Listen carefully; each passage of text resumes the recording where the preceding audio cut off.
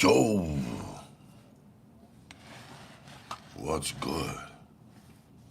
What up, people? It's your boy, rather grown man, Ralph Anthony Garcia, also known as R4, the legal, the loyal, the regal, the royal, Ronin Ralph, your master of ceremonies. And I would like to introduce another Donald Goines classic. And here it is. Cry Revenge. Alright?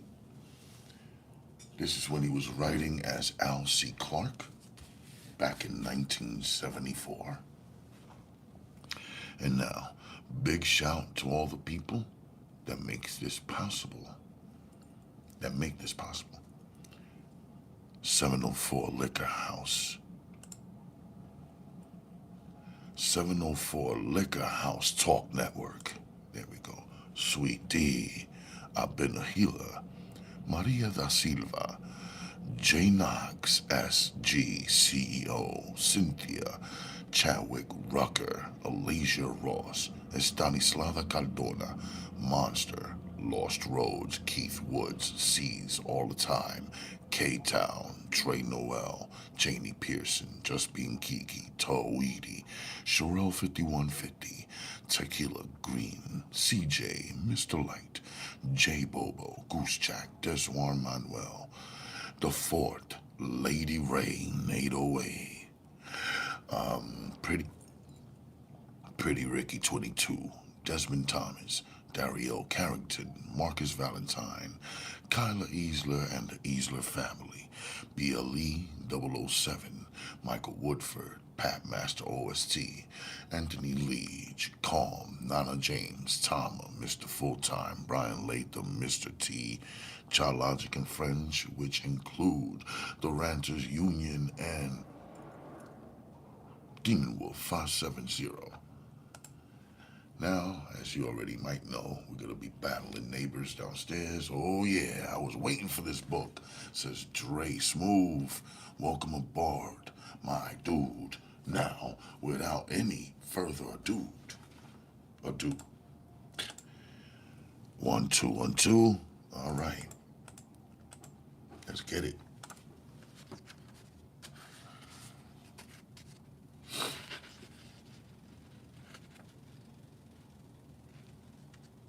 No, we're not going to do this. Hold on. 1 second.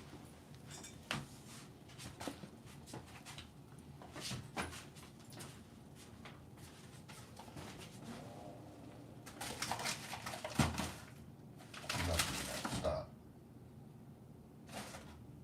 It's the last fucking thing I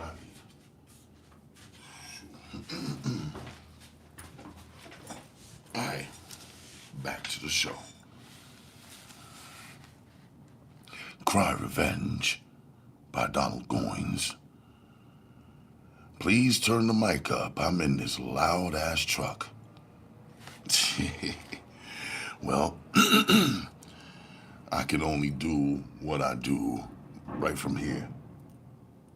Damn. And it's getting loud out there. Shoot. Oh, that's some annoying shit. Maybe I shouldn't do this on a Saturday at all. But anyway, all right, let's go. Let's do the best we can. Dedication. A friend indeed will help a friend in need. Let me try that again. A friend indeed will help a friend in need. So, saying, I'd like to say my thanks to some friends of mine who have helped me while others turned their backs. At the top of the list is Laverne Sawyer and his wonderful wife, Pearl. Next, I'd like to thank Brother Arthur, or better known as Deke Reed. Also on the long list will be Kenneth Hagerman and his lady, Ricky. Last but not least, I'd like to say thanks to you, Frank Usher. I'd like to say thank you to Frank Usher, better known to his friends as Frank Nitty. While these are not all of the people, they are some of my closest friends, or rather, people I'm proud to think of as my personal friends.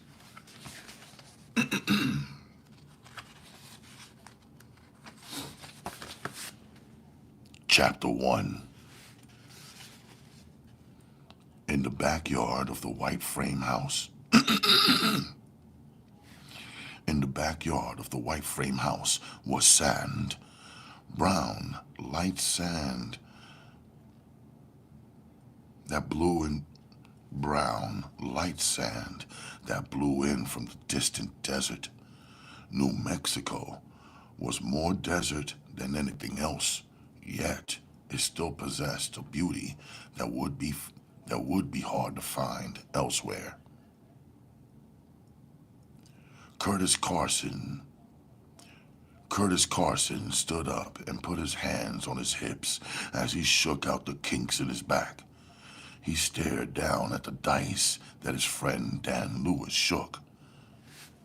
7! Dan yelled as he rolled the dice out. When they showed, he snatched them back up quickly. 7! He yelled again, this time taking his time and trying to roll the dice gently on the sand. Again, the dice came up with 8.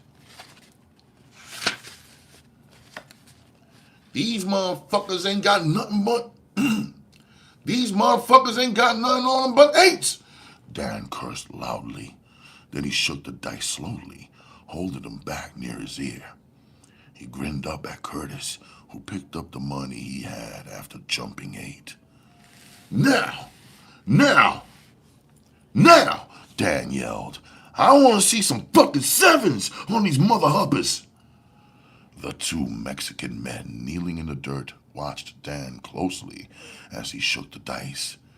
The stouter of the 2 tossed his money down beside Dan's.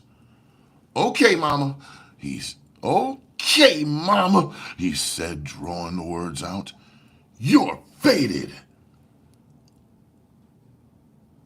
Dan stared down at the $10 bill lying in the dirt.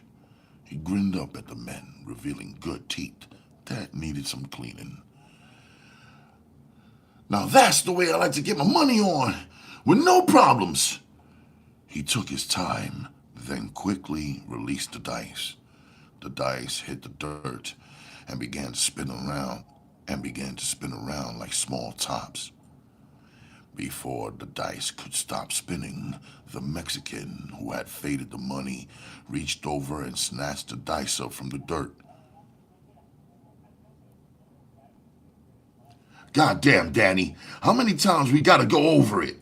Ain't gonna be no spinning the dice in the sand. The son of a bitch, the other Mexican said. The son of a bitch, the other Mexican said, loud enough for all men in the game to hear. The gringo bastard must think we are the fools, huh? Hey, amigo, Curtis said smoothly. Sometimes people forget, you know. Ain't nobody been hurt. The dice were caught. So let's not get nasty about it, okay? His voice had remained low, but there was no doubt about the authority in it. The tall black was used to giving orders.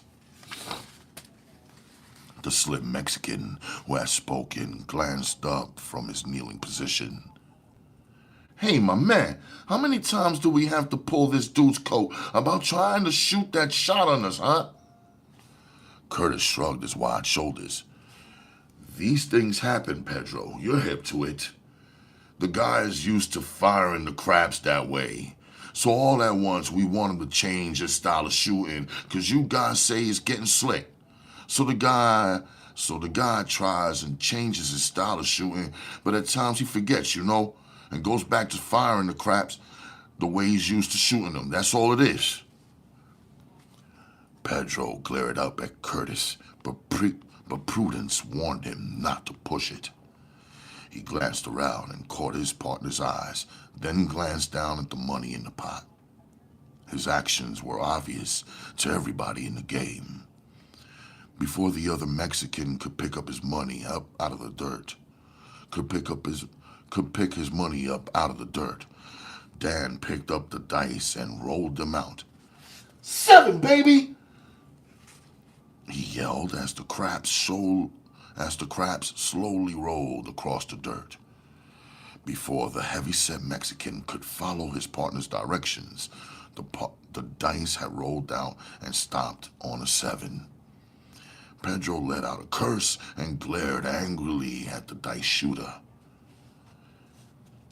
7. And we have a winner. And we have a winner, Curtis yelled out, making it clear to the angry Mexicans that it had been a fair roll. Pedro coughed and cleared his throat. Yeah, Danny boy, you really think you're cute, don't you, my man? His jet black eyes were flashing dangerously as he tried to control his temper. Trey. They should have been done by now. That's all right, let's let it go. Neighbors downstairs are being quite annoying too, but what the hell, we're gonna keep on doing this.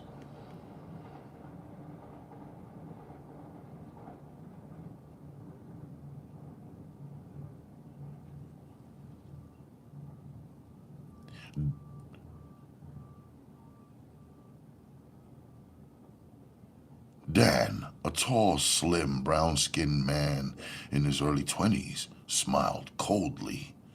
Though his lips were pulled back in a smile, his dark eyes were bleak and deadly as he watched the Mexican out of the corner of them.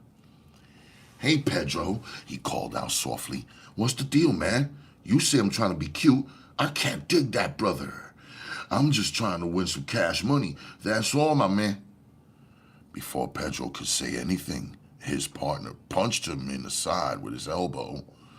It's okay, dude. You caught me with my pants down on that roll. Dan smiled at the heavy-set Mexican. That's the way I like to hear people rap, Jay. You win some, you lose some. Jay Novello, the husky Mexican, ignored Dan as he got up from the crap game. There's always something annoying in the air. 1 second.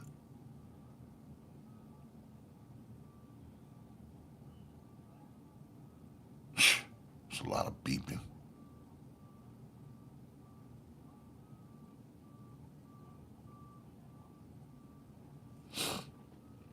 My bad.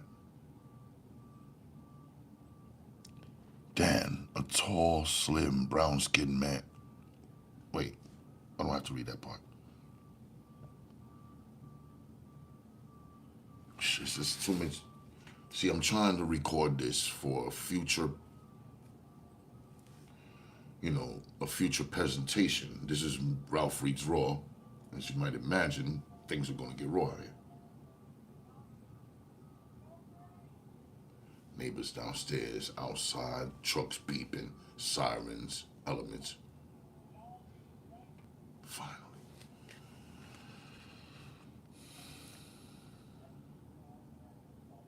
Dan smiled at the heavy-set Mexican. That's the way I like to hear people rap, Jay. You win some, you lose some. Jay Novello, the husky Mexican, ignored Dan as he got up from the crap game. I think we had better be moving on, amigo, Jay stated as he reached out and touched the quick-tempered Pedro's arm. It's nothing, amigo, but a few dollars. Hey, brother, wait a minute now. I don't want you to leave with no kind of attitude now, 'cause ain't nobody did nothing to you. Curse stated sharply, then added, 'cause if you think you've been cheated, run it down to me. I don't run no kind of crooked game, not in my mama's backyard, no way. Not in my mama's backyard, no way. Curtis stepped in front of the two men.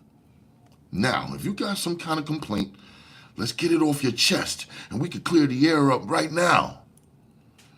We ain't got no complaints, Curtis, Jay stated. But we done warned this dude 6 or 7 times about shooting that turned down shot on us. And he still takes us for tricks. Hey, Jay, Curtis replied quietly. We both saw that shot he used when he rolled 7 just now, and it wasn't no turn down shot he used. Before, yes, but you caught the dice. But you caught the dice, Jay. So now, what the fuck is the problem? Before Jay could answer, Curtis went on. Now, if you're hot over losing your money, I ain't about to replace it, so you shit out of luck. If you couldn't stand to lose, you shouldn't have started the gamble. His words beat at the 2 men, each one feeling the weight of them as he spoke. Pedro glanced upward at the sky. Jay, on the other hand, glanced down at his shoes, then moved nervously from one foot to the other. He slowly raised his eyes and stared at Curtis. Hey, amigo, we ain't fools, you dig? Now, I've been beat out of a few dollars, Jay began, speaking with slow deliberation and looking directly into Curtis's eyes. But the money ain't about nothing, Curtis. What hurts, amigo, is that we thought we were more cooler with you than that. Jay raised his hand, cutting off whatever Curtis was about to say. I know without it being said that we've been hustled, Curtis, but it ain't about shit. What I'm trying to say is, I thought we were tighter than that, but it's okay, my man. Them things happen. Maybe you needed the few dollars that your main man won. Who knows? I don't, and I don't give a fuck. Curtis frowned but didn't say anything. He listened quietly as the Mexican continued to speak. We ain't got no attitude, Curtis. We ain't got no attitude, as you said, Curtis. We just didn't think you'd hustle us. Jay shrugged, looking like an overgrown bulldog at that moment. His pug nose quivering, his black eyes sparkling. After much shifting about, Pedro managed to get into the conversation. Yeah, Curtis, we never figured you'd turn on us like that, man. It ain't like it should be. Friends ain't supposed to play on each other. Not when they're cool with each other. Finally, Dan got tired of listening to the 2 complaining Mexicans. Hey, what kind of shit is this? He began. Before you guys get carried away, why don't you dig this show enough shit? It wasn't none of Curtis who ripped you off. It was me. So why the fuck are you wasting your time wearing his eardrums off? I'm the one who beat you out your money. So if you think you got played on, take it up with me, not him. Pedro shifted suddenly, and his hand dipped down into his pocket. Jay's words froze him in that position. We ain't got no argument with neither of you, Jay stated. We got beat, and that's it. Well, Dan drawled, I just hope your friend happens to feel the way you do about it, Jay. 'Cause if he don't, this motherfucking sociable little party could turn into something neither one of us wants. Jay attempted to laugh it off as he gripped Pedro's arm tightly. He could feel the firm muscles tightening and retightening under his fingers. Pedro was quick-tempered and dangerous as any coiled rattlesnake. His temper was unpredictable, and no one knew it better than Jay. At the moment, though, Jay didn't want any trouble out of the blacks. It ain't about nothing, I said, Jay stated again. This time he gave Pedro a small push and started him toward the side of the house.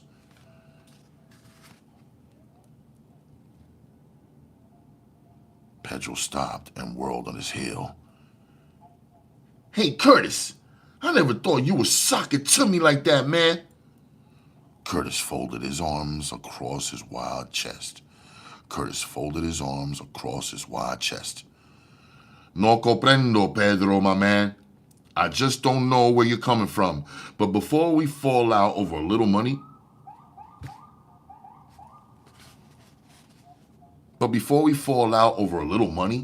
I'd rather kick back your money and keep your friendship.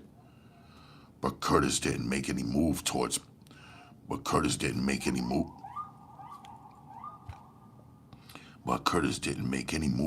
his pocket. For a second, Pedro just stared at him.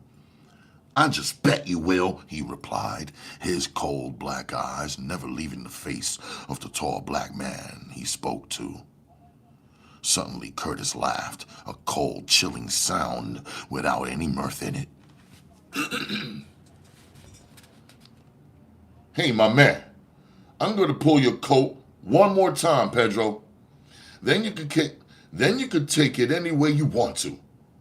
This is my mother's pad, man.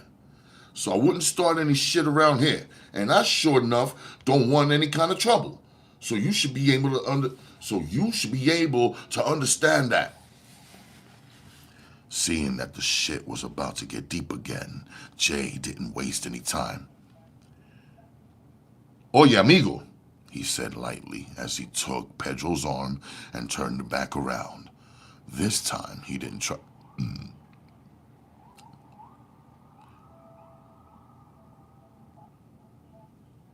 This time he didn't try to be. This time he didn't try to be gentle. I said it was all right, Pedro, so forget it, man. You dig? If you say so, Jay, Pedro answered. But I ain't about to forget it. Do the fuck you want to do. Do whatever the fuck you want to do, Curtis stated sharply.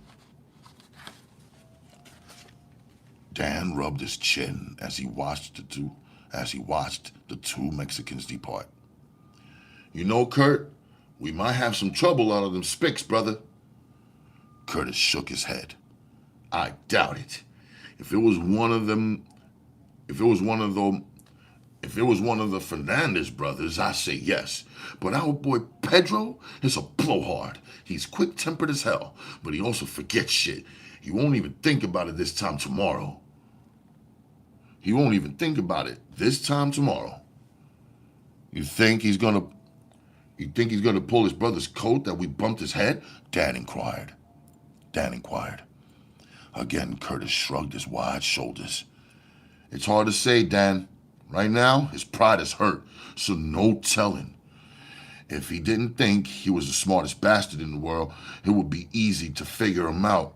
But since he don't think like other people, I don't know. First of all, he might not want his brother to know that he was foolish enough to start shooting craps in my backyard. His pride might not allow him to confess his stupidity to others. Well, I hope you're right, Kurt, because if you ain't, we're going to have trouble copping some good stuff from the Mexies. Well, ain't no sense us worrying about what we can't help, is there, Dan?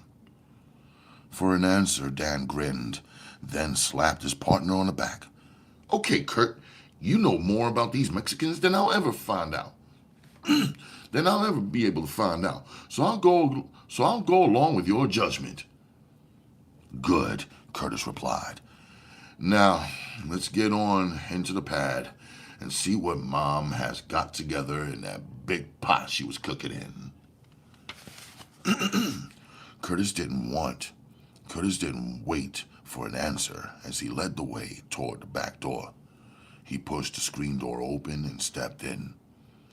The rear porch was crowded with debris. 3 large gray ash cans sat near the door that led into the house, while cardboard boxes with various items in them were everywhere.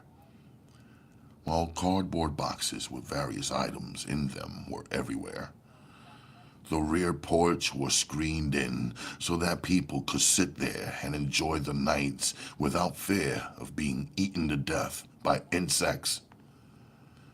At the sound of the two young men walking on the porch, a woman's voice called out, "Curtis, is that you?" "Yeah, Ma. Yeah, Ma," he answered quickly as he stopped at the rear door that led into the house and began to wipe his feet off. "I'm sure you I'm sure glad you boys have finished gambling out there, Curtis," she stated. You know how much I hate to see you gambling. Period. Period. Let alone in our yard." Before he could say anything to an old argument of his mother's, she continued, "One of these days, you niggers are gonna get yourselves killed over one of them cheap dice games. Hell, I'll be surprised to death if there was over $10 in the whole game." Both men grinned at each other. Then Dan removed the bankroll from his pocket and began to count it. Shit! He exclaimed happily. "I believe Jay blowed his whole paycheck." To make sure, he recounted the money in his hand. "Yeah, I won $114, Kurt." Kurt removed the money from his pocket and quickly counted it. Good. Good. We got $150 between us, Dan. That's more than enough to comp us a good bag of stuff." Curtis held the door open for his friend and partner. "Besides the money, Dan, we got a pot of black-eyed peas waiting on us inside," he stated as he lifted his nose and smelled deeply. "Yes, sirree. My nose ain't never fucked around and let me down, man. And let me down, man. And let me down, man. And let me down, man. Whenever I tell you what's smoking in the pot, brother, you can lay money on it. I'm right." The two men entered the kitchen, which was right off the back porch. Curtis's mother, a large, heavy-set woman, was standing at the stove. She twisted her head around and smiled at the men. When she opened her mouth, the empty spaces where her teeth had been were visible. "I just know you done trimmed them Mexicans out of their little bit of money," she stated as the two men settled down in the corner of the kitchen at the small table. "Now, Moms," Curtis began, "we just happened to get lucky today, that's all." "Shit," she replied loudly. "If you waited on luck, you never have a damn thing."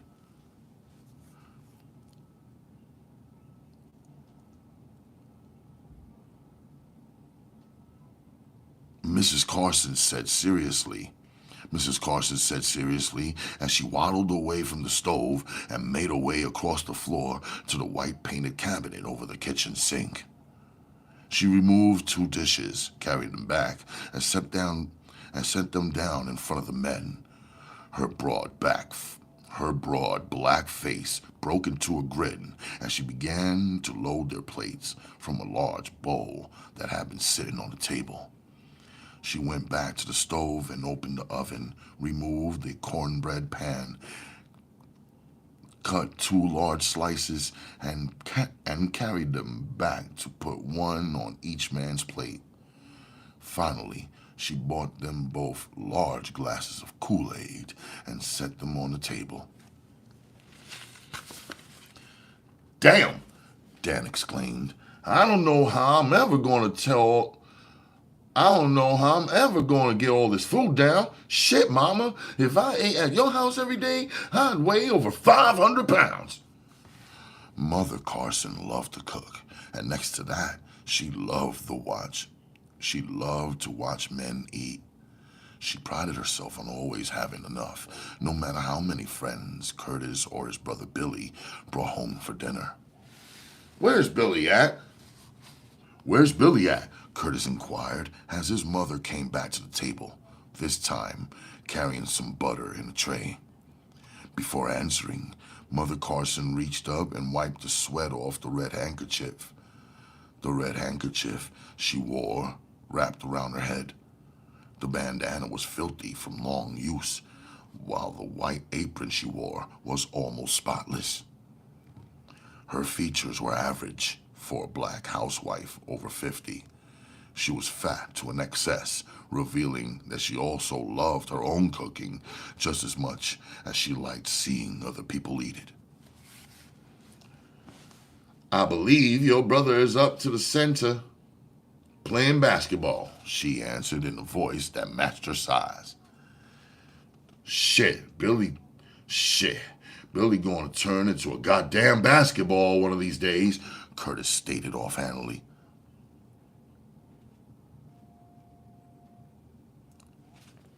"Shit, Billy gonna turn into a goddamn basketball one of these days," Curtis stated offhandedly. "Better for him to spend his time at the center playing basketball than running the streets like you and Dan. Ain't no good gonna come off it. You can bet your black ass on it too," she said harshly, not bothering to respect the feeling of her son's guest. "Now, Mama," Dan began, but he was cut off sharply. "Don't now mama me," she said harshly. "I know what you two niggas are up to when you're out there in them streets, so don't try and shit me." Her voice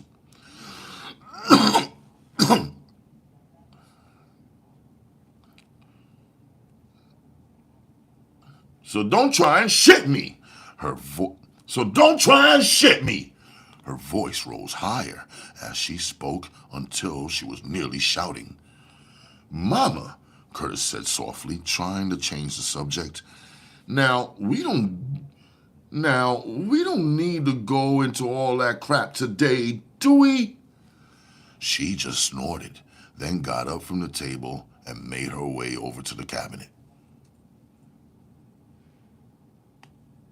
When her back was turned, Curtis motioned for Dan to hurry up and eat. He wanted to get away before his mother started to preach. Their plates were too heavy for the men to just gulp the food down, so they were still there when she returned, carrying another clean plate. When she set it down and placed a knife and spoon beside it, the two men could hear what she had heard earlier. Someone had entered the front door and was now making the way through the house toward the kitchen. Suddenly, a tall, dark-skinned young boy stood in the doorway. He was slim, yet well put together. His shoulders had the wideness of Curtis's, yet he was smaller than his brother. The large shoulders tapered down to a thin waist. From the shorts he wore, you could see the strong legs of the young man. His features were almost identical to those of his older brother. Yet, there was a difference. Where Curtis's eyes were cold and hard, Billy had soft eyes that were not yet ruined by his surroundings. His mother's face broke into a wide grin at the sight of him, and it could easily be seen that her young son was held in deep respect.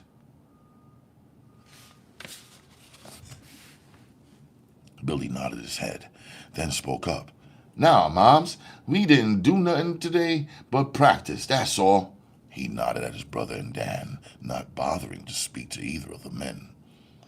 Practice, practice, Curtis said coldly.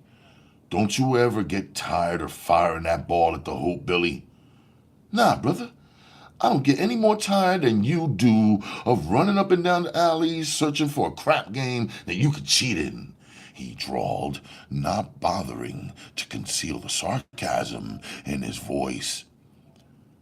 "Why don't you come back out for the team, Kurt? You used to be the best center in the city, man. You used to be the best center in the city, man." "Big deal," Curtis answered. "And when I was the best center in the city, I couldn't even buy a pair of pants to cover my black ass." "Hey, man, everything takes time, Kurt. You know that. It was just a matter of time before one of them big colleges gave you a free ride through high school. Gave you a free ride through school. Then after that shit, man, you could name your own price. Yeah, I know. For fucking... Before he could go any further, he heard his mother's sharp reprimand. Okay, now, Curtis, I don't need that kind of language in this house, and you know it. It just goes to show what you pick up in the street. You don't respect anybody anymore. You don't respect nobody no more. You don't respect nobody anymore. I'm sorry, Moms, Curtis began, trying to apologize. It just slipped out, that's all. You know I didn't mean no disrespect by it. Yeah, Curtis, I know you didn't, she answered slowly. Yeah, Curtis, I know you didn't. I know you didn't, she answered slowly. But that's just what I'm talking about. Those streets teach you them things. Dan finished his plate of food and pushed it to the middle of the table. Mrs. Carson glanced out of the corner of her eyes to see if he had finished everything. It was wiped clean, so she didn't make any comment. Curtis followed his friend's action, only his plate wasn't as clean. His mother gave him a cold stare, but again didn't make any comment. As the two men got up from the table, she pushed back the seat she had taken and followed them toward the door. Curtis, she began, as they walked slowly towards the door that led out of the kitchen and into the hallway to the living room. If you see your sister anywhere, you tell her to get her butt home. It's way past time for her to be home from summer school. Goodness gracious. Goodness, I don't know which one of you will put me in my grave first, you or Rita. As the men walked briskly through the hallway, Curtis didn't bother to answer. He had heard this statement all his life. It seemed as if he had been putting his mother in her grave ever since he was a little boy. But even though he didn't mention it to his mother, he would make sure Rita got her ass home if he saw her on the streets. He hated to see the crowd she ran with. All the girls were easy and wild as hell. The freshly painted hallway was long. The 3 bedrooms in the house were set off from the hallway. 2 were on one side, while the other bedroom, with the toilet next to it, was on the other side. When the men reached the living room, their steps were silenced by the thick carpet. It wasn't wall-to-wall carpeting, but the accumulation of 3 old rugs piled on top of each other, which gave that effect. The top rug was reddish and checkered, matching the black couch and chair that took up most of the room. The living room contained a dining room set.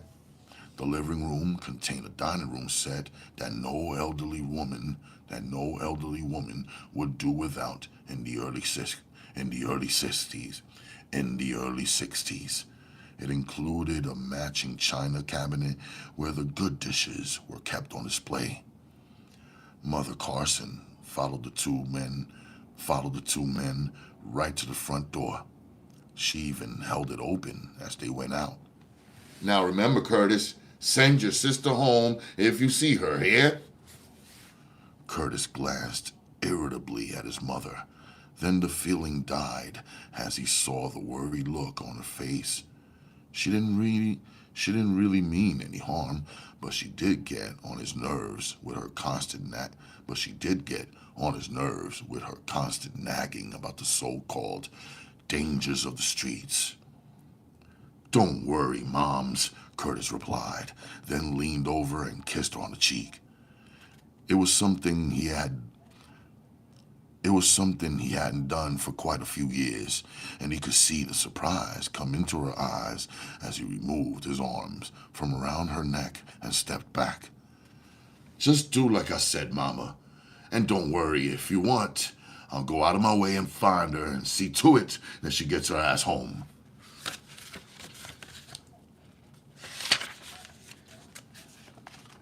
A nod of appreciation came from her. He, damn it. The neighbors downstairs got whatever the hell on, turned up loud. Sheesh. 1 second. As a nod of appreciation came from her, he grinned and caught up with Dan. Don't worry, Mrs. Carson. Don't worry, Mrs. Carson, Dan called out. I'll look after both of them for you. Ah, damn it.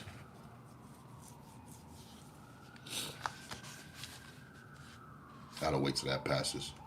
Because as you know, I'm recording this for a later broadcast. So, you know, I gotta edit and all of that. Wipe away all the mistakes and shit.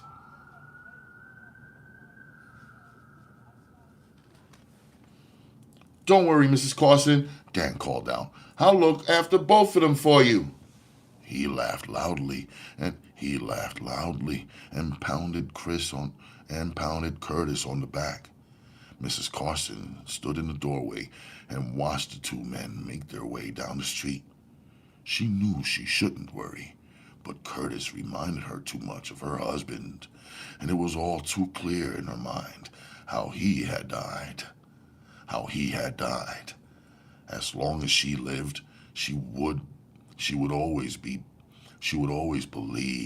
the streets had killed her husband, and every night she prayed to the Lord that the streets wouldn't likewise be the death of her older son.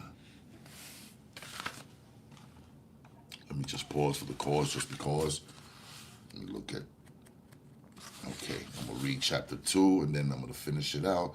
Hopefully, you guys stick around with me now. In the meantime, let me say what up to the people. 704 Liquor House Talk Network is in the house. Usually the first one in here. Welcome aboard, day one. He says, Grand Rising. Dre Smooth. Oh yeah, I was waiting for this book, as he said earlier. Salute to Dre Smooth. 704 Liquor House Talk Network. Please turn the mic up. I'm in this loud ass truck, my man. Waylon Jabot. Looking forward to hearing you read. I hope I said your name right. I don't mean any disrespect. What's good, Waylon? Says 704 Liquor House Talk Network. Angela Swift. Wow, amazing reading. Thank you. Thank you so much. And Boom 808 says, fun times with the king. Well, thank you for stopping by, my fellow royalty. Now then, let me just take a hot minute. Blow that, because, my hot in as hot as room, you already know, in the projects, they kill it with the heat. I promise you. Okay. Let me take a couple more minutes. And by that, let me take a couple of drags. A small intermission, a small one, a tiny one, I promise. I'll get right back to it. I'll be reading chapters 1 and 2 and continue the other chapters. I'll be coming on every other day or every other day. But I will make it my business to constantly show up for you folks here on the United Ronin Networks. Tell a friend to tune in, folks. It's only right, because you know how I read. I mean, I know. This is Ralph Reads Raw. I'm supposed to mess up a lot of the times. I'm in the hood, bro. And this hood is ridiculous around here, with a train right here. And, you know, thank goodness, you know, I ain't got the train to run me ragged until it starts rolling again at 5 o'clock. But you see the rest of the elements out here, the sirens, people, cats, dogs, neighbors, you name them. I got to deal with them. And it's all good. As long as I got my weed. Okay? Because this is some stressful shit. I promise you it is.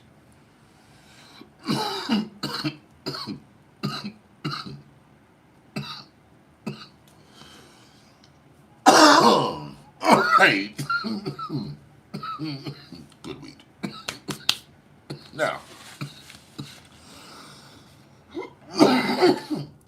hat off. Don't want to make the mistake.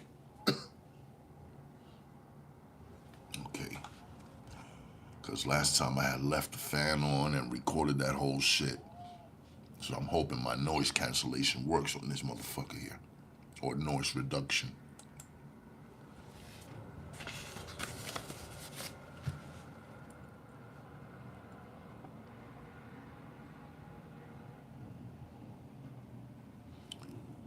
Chapter 2.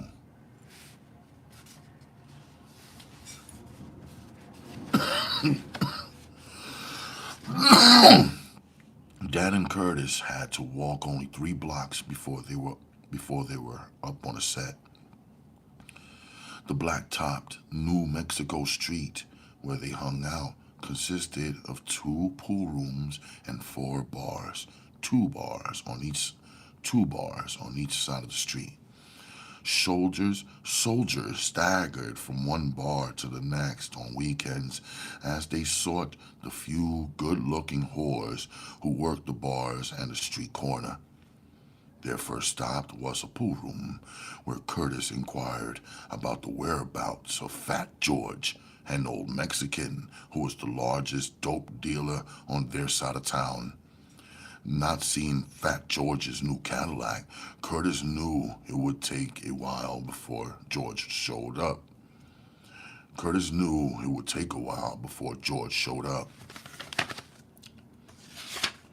Since the man hadn't given Curtis... One second.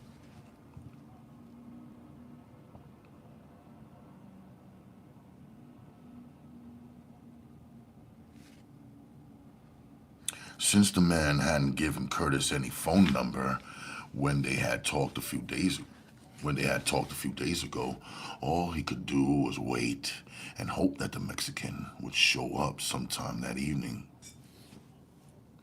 "What do you think?" Dan inquired as the 2 men came out of the first pool room and walked slowly towards the next one.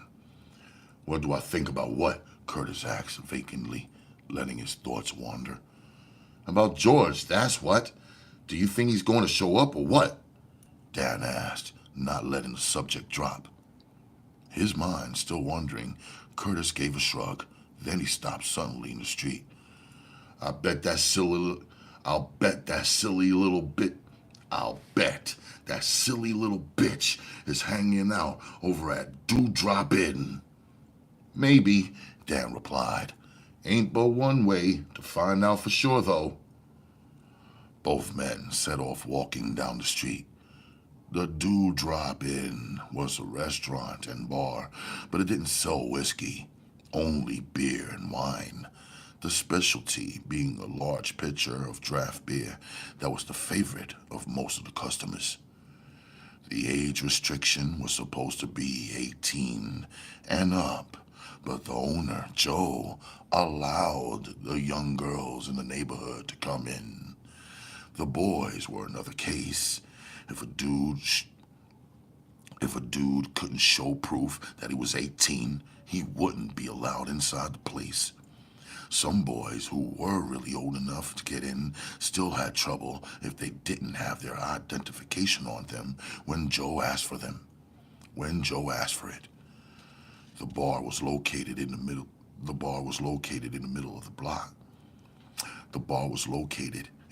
of the block. Across the street from one of the pool rooms. The first thing that reached the two men as they entered the club was the loud sound of the jukebox. Curtis had to blink his eyes before they became accustomed to the darkness of the place. The restaurant part of the club was in the front. Tables were set up in the middle of the floor, while neat rows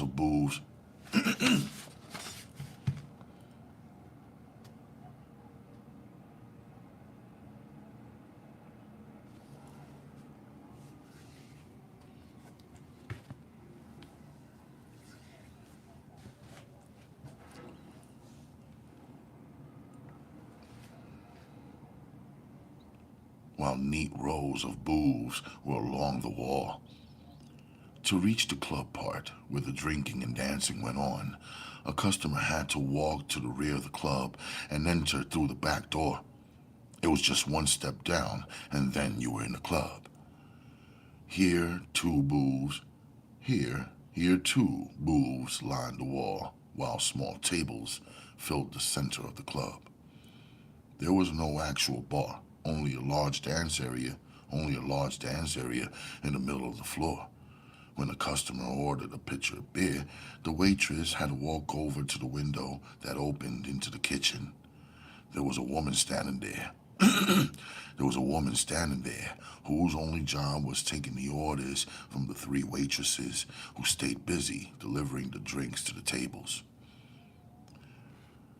Now, as Curtis glanced around the club, he could see the place was crowded with soldiers from the nearby base. They came in at all hours of the day to dance and try to make it with the young girls who sometimes skipped school so that they could hang out at the Dewdrop Inn. "Over here," Dan said and pointed at a booth in the rear of the club. As Curtis followed Dan's direction, he saw a group of young girls and two soldiers packed together in the booth.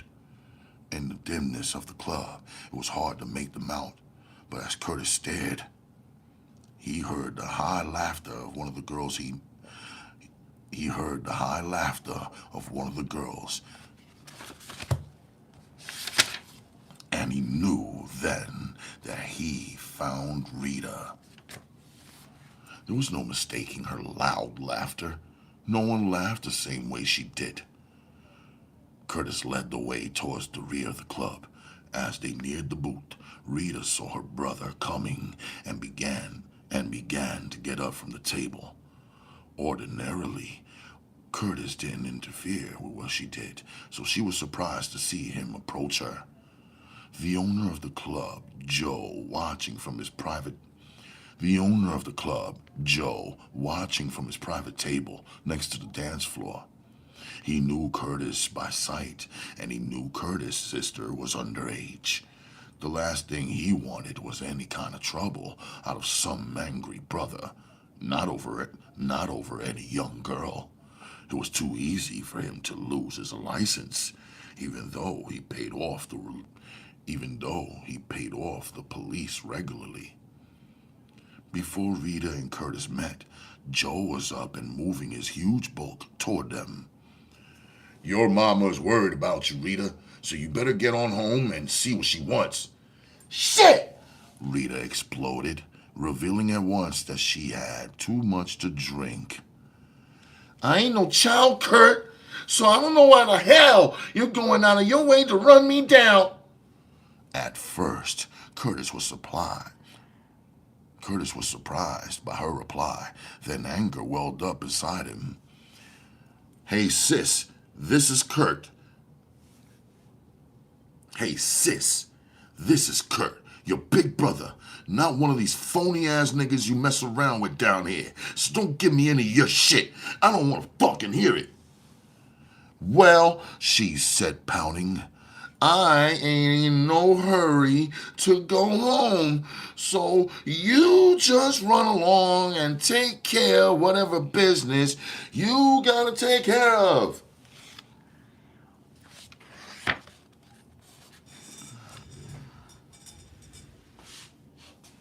One second, please.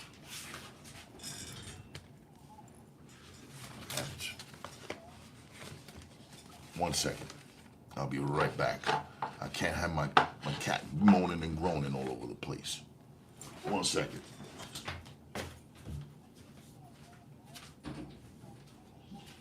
Quiet, you.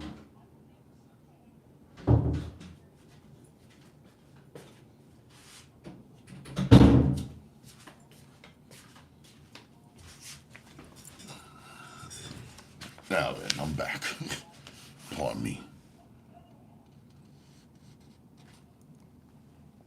Joe stared at the tall, brown-skinned girl with the short miniskirt. He had wished many a time that he could have gotten into her drawers. Big legs and large tits, though her facial features were more mannish than he would have liked. She had a short, natural hairstyle that made her resemble a man even more. while her nose was short and blunt. Her eyes were the same as her brother's, jet black with heavy eyebrows. She had the same height that the men in her family had, standing at almost 6 feet tall without shoes. When when wearing the latest style, when wearing the latest style, the huge heels, she towered over six.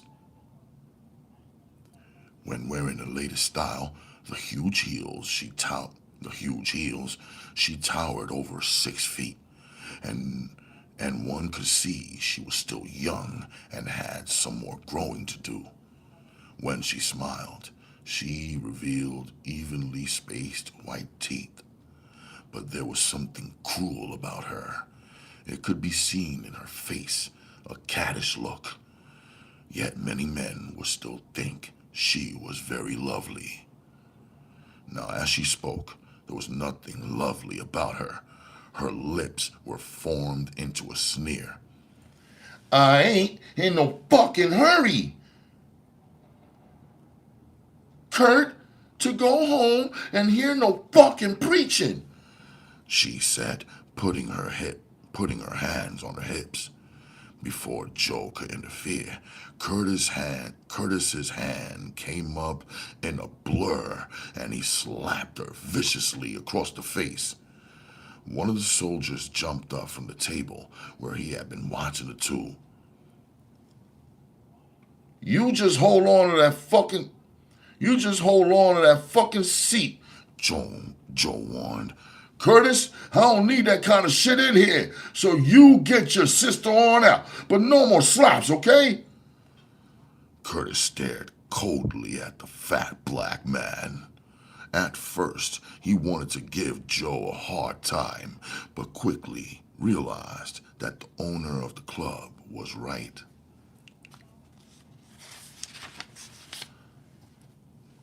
The slap had brought Rita to her senses. She knew she had pushed her brother too far, and she had no intention of pushing him any further. He must have been mad about something else, she reflected, because he rarely put his hand on her. It had been years since he had last slapped her. Damn, Kurt, she moaned. You didn't have to do that.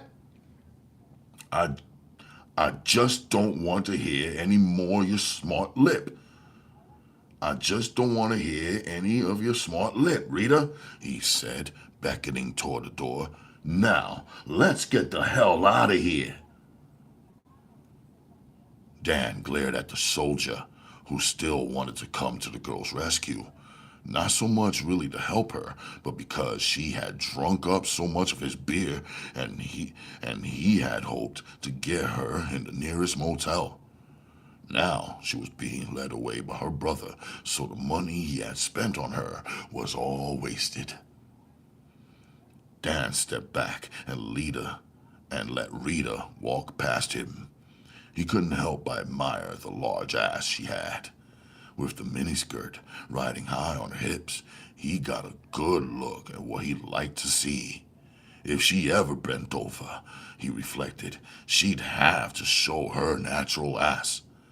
The skirt was so short that just the slightest bend in her back would reveal the color of the drawers that she wore.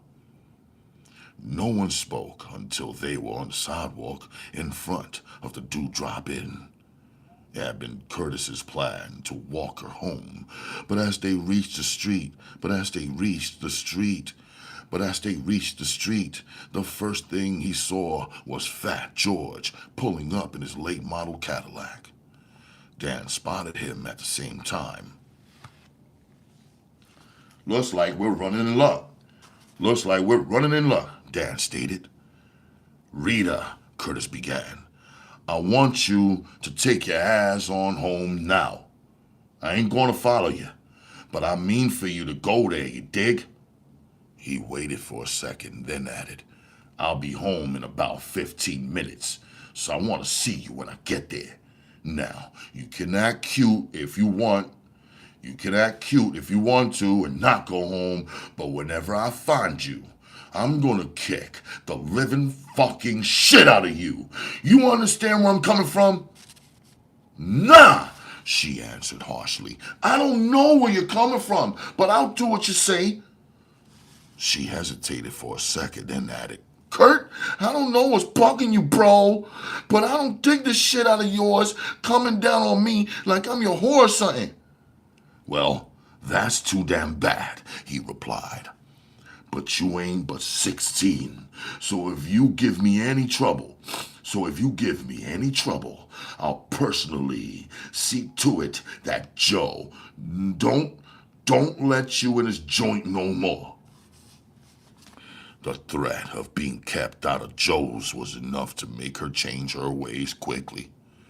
Joe was the only place in town for young girls to really have fun. Other than that, she would have to go over to one of her girlfriend's houses to dance, and that was really boring. Their parents would be watching, and none of them allowed their young daughters to bring any soldiers home. It was the same with her mother. She wouldn't allow a soldier in the house. She thought the soldiers would try and take advantage of her daughter.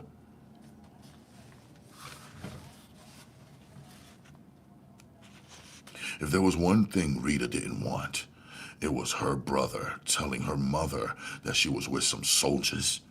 She might have to stay home for a week or two before she would be allowed back out on the streets.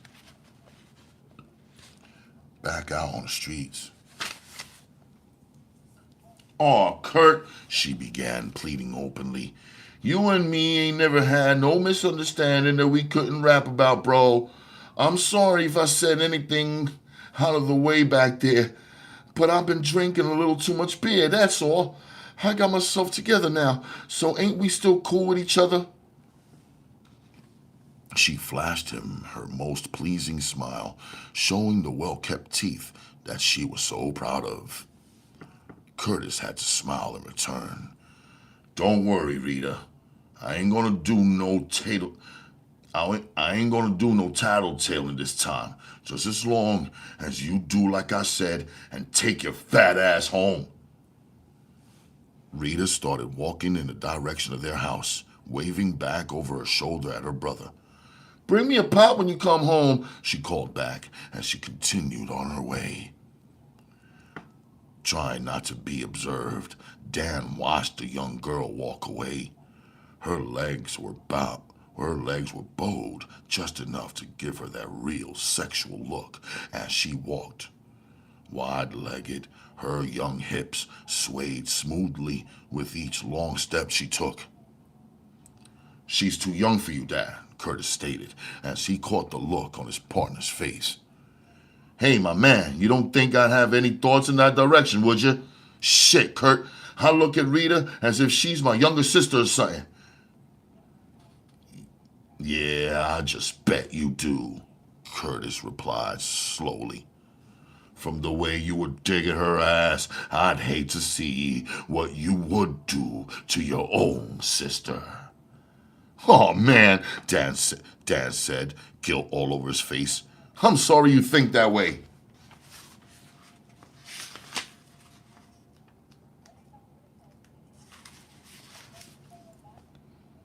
You know what, forget it, Curtis replied as he began to lead the way toward the parked car.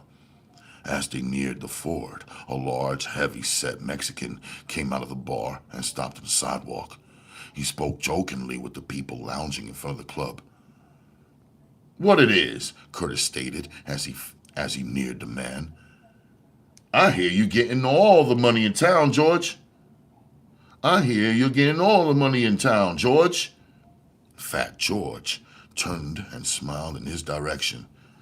What's happening, Curtis? Who you and Dan been ripping off lately? George asked him as they came up on the sidewalk. Both men grinned at the so-called big man as they neared him. How about taking us over on Hill Street? We got something to pick up you might like, Curtis asked as they stopped in front of George. Fat George caught on at once. Hey, man, you know I ain't no taxi, but this time I'll do it for you two guys, 'cause you're all right with me. George spoke loudly for the benefit of the idle loafers in front of the bar. Anything that was said would be repeated 100 times after the men left. The loafers didn't have anything else to do but meddle in other people's business. Their lives were wasted. Most of them would never get any farther than Main Street in New Mexico. They would spend their whole lives in useless loafing in front of one bar or another. Then sometimes you'd find them piled inside someone's car, drinking and laughing. The door on the passenger side of the car was locked, so Curtis and Dan had to stand on the sidewalk and wait until George got in and unlocked the door.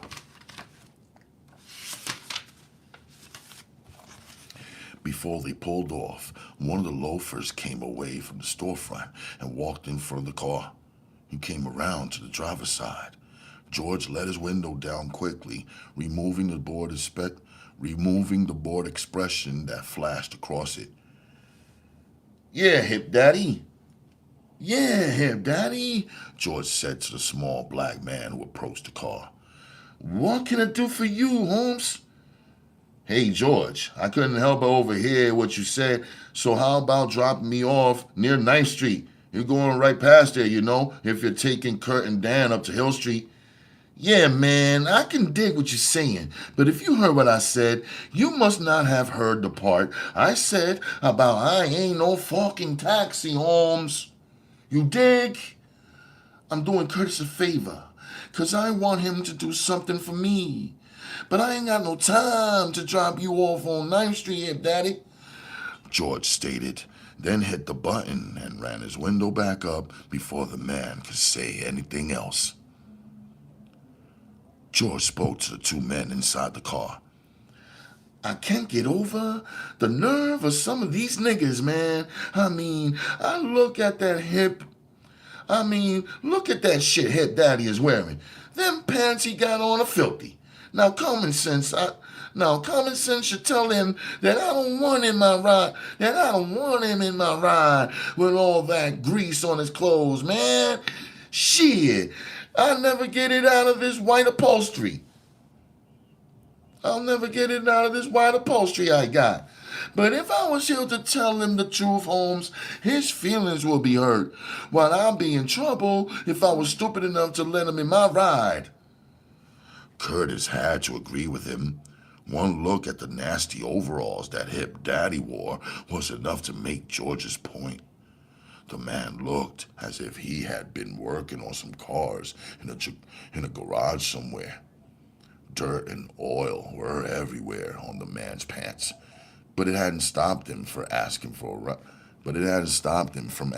ride. In fact, Curtis reflected as he thought about it.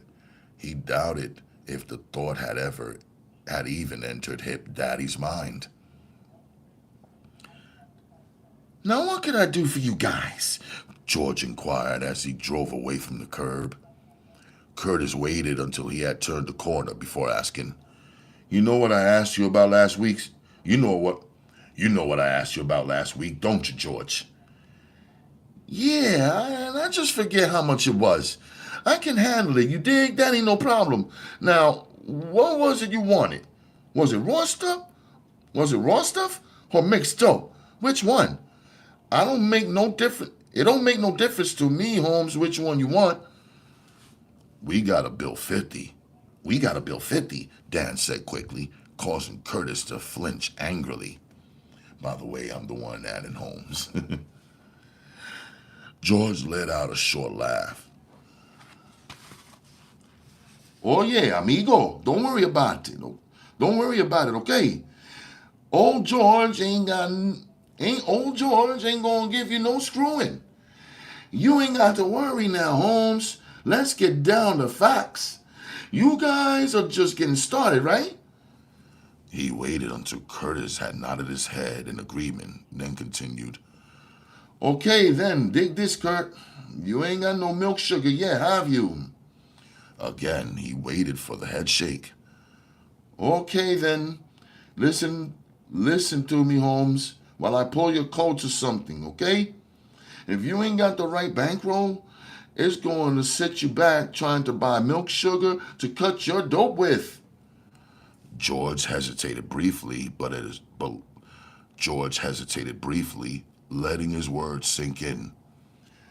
Now, I don't give a shit what you buy, Kurt, but since you're just getting started, I can help you out, Holmes. Okay, George. I know we don't know that much about this jive, but we ain't above listening to somebody who can pull our coats to the real deal. George let out a short laugh. Okay, good. We got an understanding, and that's good. I like you, Kurt. That ain't no bullshit. But I didn't. If I didn't, I wouldn't waste my time now, Holmes. Dig this. It would be better if you bought mixed dope from me this time. While you're selling it, you can use some of the money you make and purchase the milk sugar you'll be needing when your money is right and you buy raw dope. How much is the mix going to cost us? Dan inquired seriously. Too much, George replied quickly. Unless you got more than 150, unless you got more than 150. If that's all the cash you got, you're going to need it to get started. Or, he continued with a large smile, you had better go and find another Fernandez brother and bust him. Well, I'll be damned, Dan cursed quiet. Well, I'll be damned, Dan cursed. Well, I'll be damned, Dan cursed quietly. It don't take long for shit to spread, does it? Oh, hell, Dan. Oh, hell, Dan, Kurt said. Don't you know Mexicans are tight as hell? Don't nothing happen to one that the rest of them don't find out about. Again, George let out his phony laugh. That's right, Holmes, especially when one gets played on by one of you brothers. The message spreads quickly. Played on, hell. The bastard just lost his money, that's all, Dan alibied quickly. Yeah, man, George replied. Yeah, man, George replied, drawing the last word out. I know just what you mean. Fuck that shit, Curtis stated sharply. It's no skin off your ass no way, is it, George? Is it, George? George shook his head quickly. Nah, he answered, the lie revealed in every line in his face. Why the shit should I care about what some dumbass spick goes and does? As long as it wasn't my money, I could care less, Holmes. Both the black men knew at once that the man was lying to them. Curtis asked a question that was on both their minds. I hope that shit don't call us. I hope that shit don't cause us to fall out over the dope you sell me, George. I mean, I dig you and all that shit, but my money comes too damn hard for me to get some bunk for it. Hey, amigo, this is George you're talking to, okay? Okay, Ese? Like I said, whatever some cat goes and does don't mean shit to me. And if it did, I wouldn't let it come before me and my business, Curtis. Curtis nodded his head in agreement. I'm hoping you see it that way, George. Because if we work it right, there will be plenty of green stuff in it for both of us. Yeah, man, Dan said, speaking his little bit. It ain't about nothing, that crap game. 'Cause it was me that beat them dudes out of their bread anyway, not Kurt. It was obvious that George was irritated by Dan's words. Oh yeah, listen, my man, he began. Me and Kurt are going to do the business, you dig? I don't know nothing about you, so if you don't mind, you stay out of it.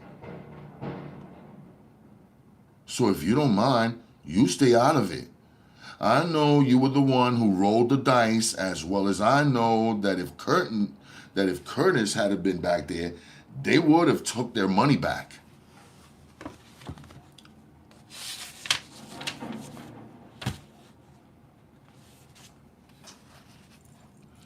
The man's words stung. Dan winced under them, but before he could speak, Curtis spoke up because he knew that Dan's pride had been hurt. We should completely forget about the crap game, George. It was unavoidable.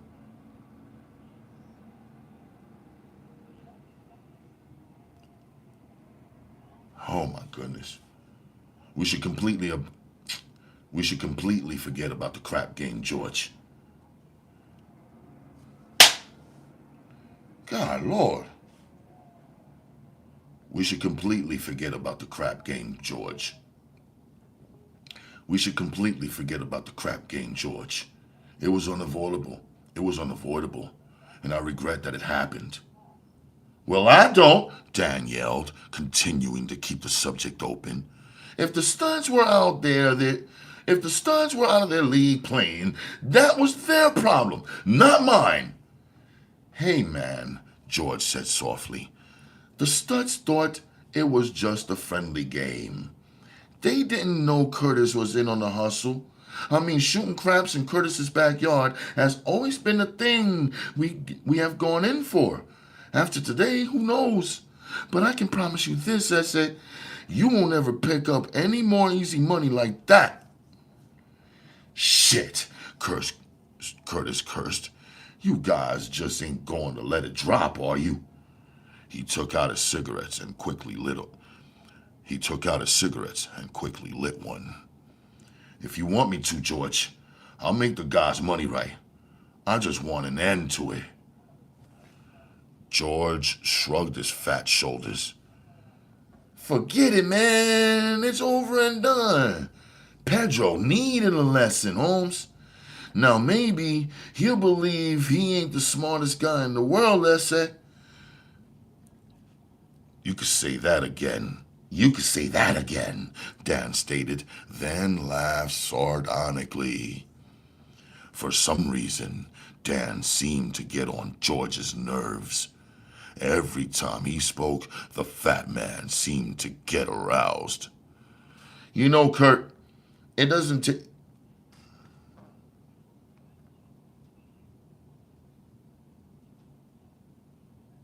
You know, Kurt, it don't take all of us to take care of this business, Holmes. So why don't we drop your friend off somewhere, man, and you can pick him up when you get back over here. No bet, man. No bet, man. My money ain't going out of my sight, Dan said angrily.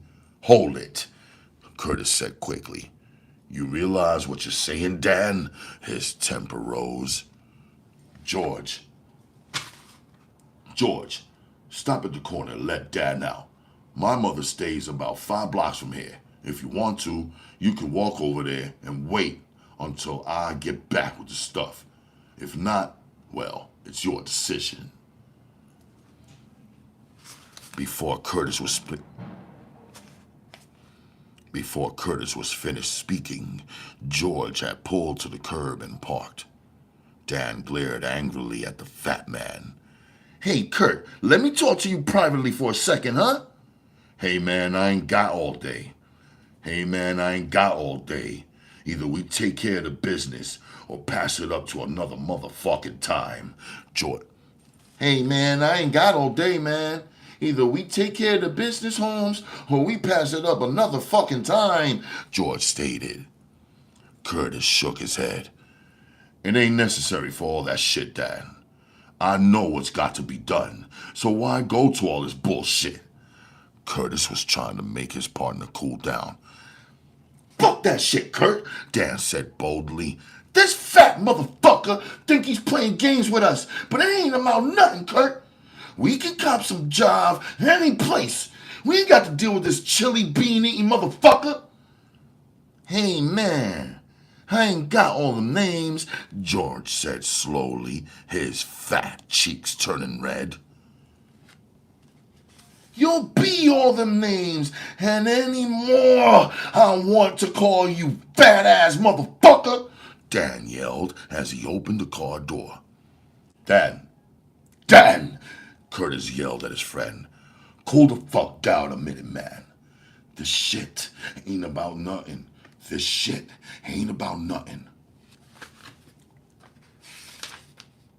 It ain't no problem for you to wait until I get back. Until I get back from copping, man.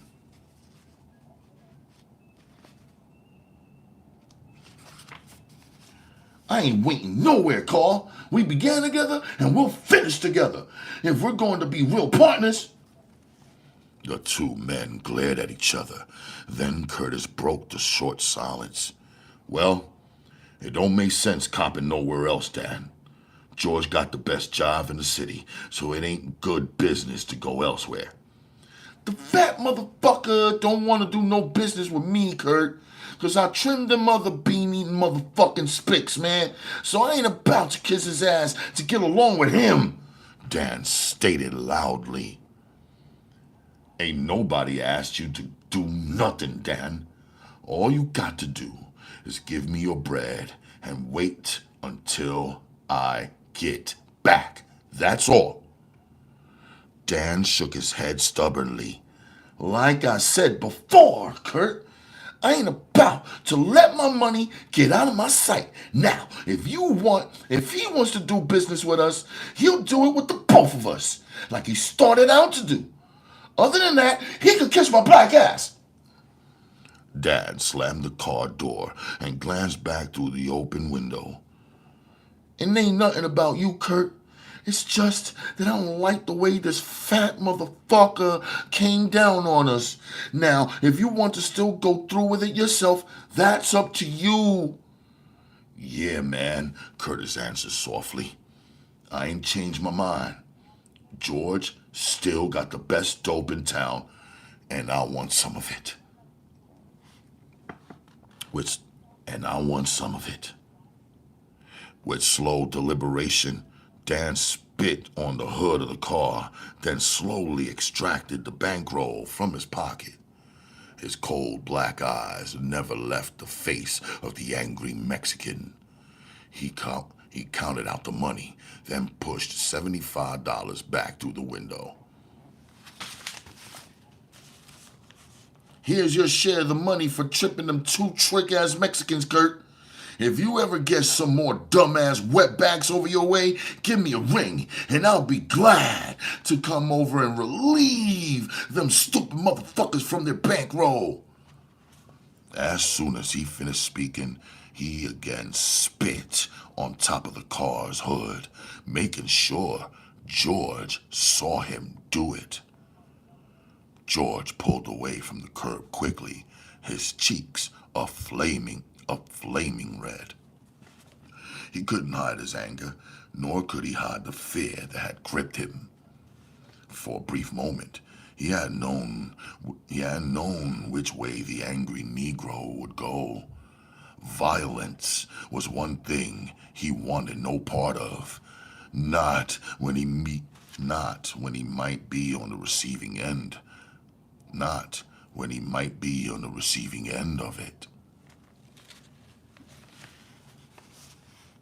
That crazy son of a bitch, George said as he drove swiftly through the traffic. I'll fix his fucking ass one of these days, Kurt. I promise you that. Both men fell silent, each thinking his own bitter thoughts. Kurt realized that now his money wasn't anywhere near right. How could he cop with only half the price of the bag?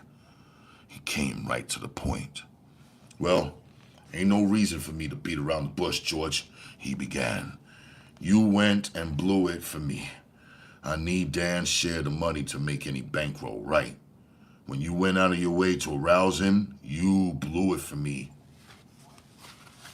Fat George shrugged his shoulders, then lit a cigar. The smell of the brown cigar filled the car. Don't worry about it, Kurt.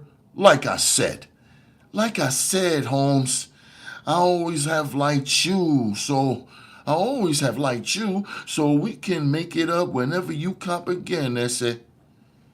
He waited for a second and added, How does that sound to you? How does that sound to you, huh?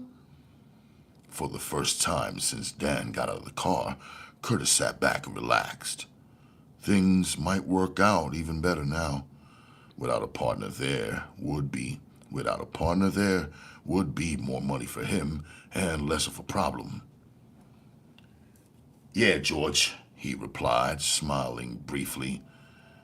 Things just might work out all right after all.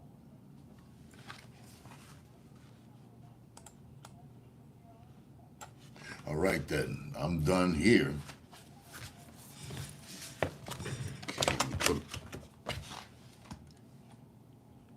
Cry, Revenge 1. Okay, over and done with. This book is already proving to be intense. John Doe, salute to you. All right? All right then. Folks, I would like to hang out with you for a little while longer. Just a little while longer. All right, let me just save everything here and start something new. Now, what I want to do is go online for the first time in a long time on Instagram. Like, it must have been, how long has it been? Going on a year, maybe?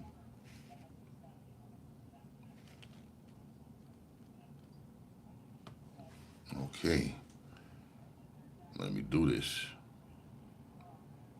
It's about unity, not division. That's right, my man. Microphone Prince. Yeah, I fucks with that guy. All right, y'all, let me go right quick here. Damn, how do you go on live anymore? Okay. Post story live. Okay, here we go. All right. Let me go live for the first time in a while. As you can see, it's been too long. Yo, what's good, folks out there in internet land? It's your boy, rather grown-ass man, Ralph Anthony Garcia, also known as R4, the legal, the loyal, the regal, the royal, Ronin Ralph, your master of ceremonies. And for the first time in over a year, I'm doing this here with y'all. What up, everybody? It's been too long. Just reminiscing about all the times I would be on IG and Facebook and actually have like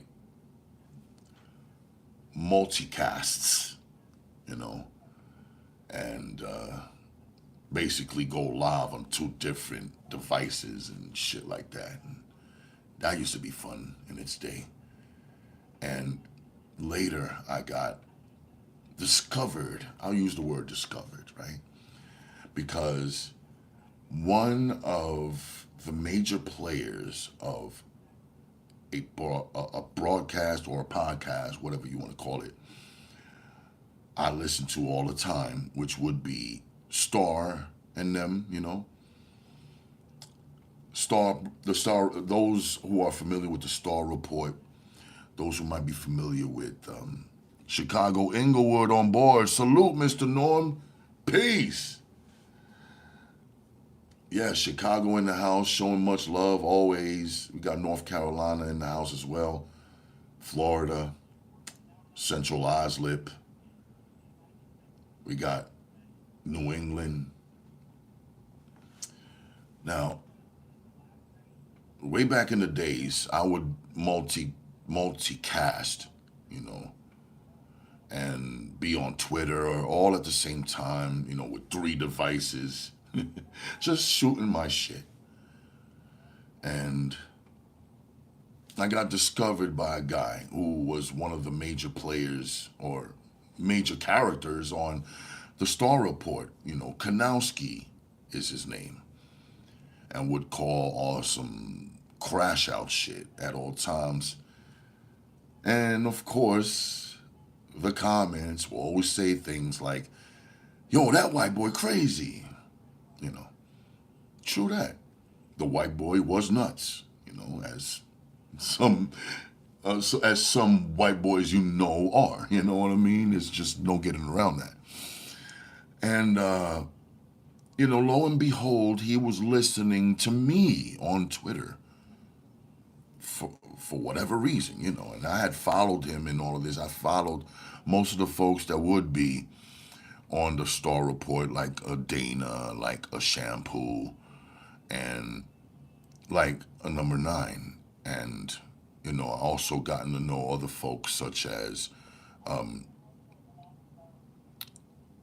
Ken, you know, who loves himself. Shout out to my boy Ken. And others, you know, that I've gotten to know in this podcast world. Now, sadly enough, it's just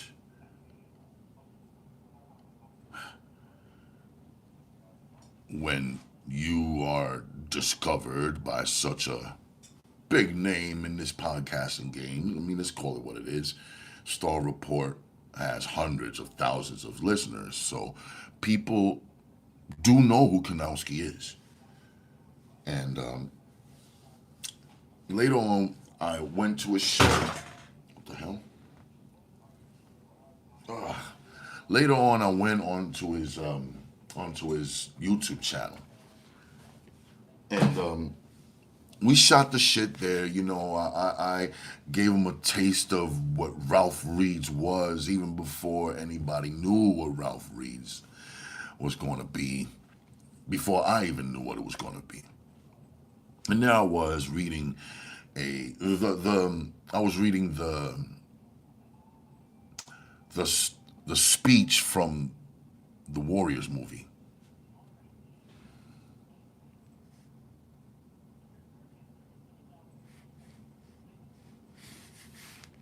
And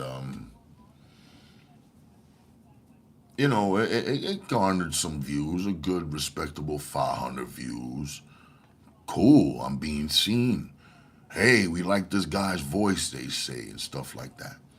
Fast forward to a time where I'm watching the Star Report per usual, and you will see different banners on his screen. And I will always come across this one YouTube channel or whatever .com, and I won't say the name of it because I'm sick of putting those people over, okay? And see what it is I got with them, okay? Me and Kanowski got with them. Now, for some odd reason, things worked out so beautifully the first 2 months, but then the next 2 months came into play.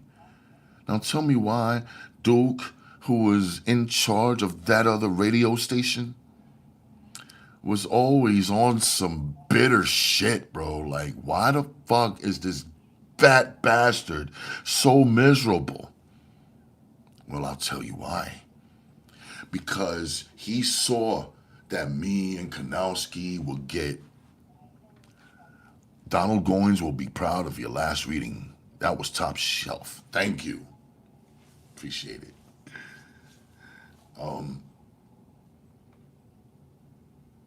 Yeah, man. So this fat bastard, he would see me, Kanowski, others on the platform was getting more than him.